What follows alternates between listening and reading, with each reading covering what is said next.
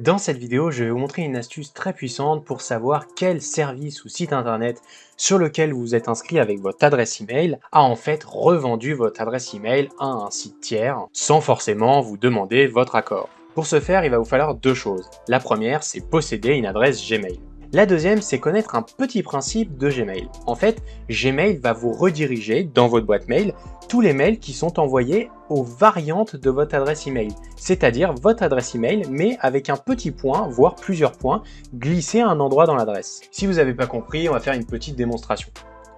Par exemple, si je m'envoie un mail à mon adresse en 1 minute youtube@gmail.com, je reçois bien l'email.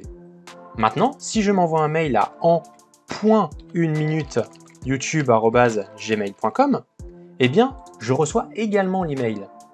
Et petite dernière démonstration, si j'envoie un email à en.1.minute youtube@gmail.com, eh bien, je reçois également l'email.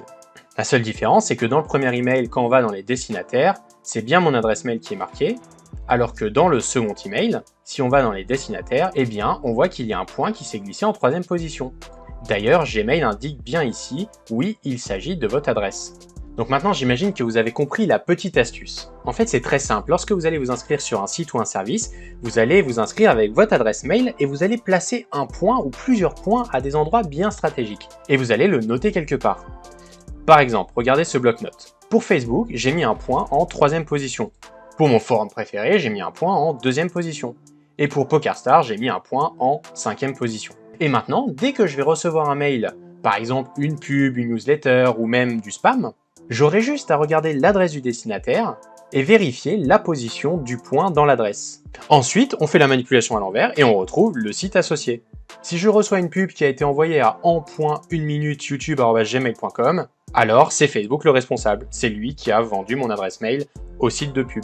Voilà, n'hésitez pas à nous donner vos meilleures idées en commentaire et à vous abonner à la chaîne pour suivre plus de tutos et d'astuces en 1 minute.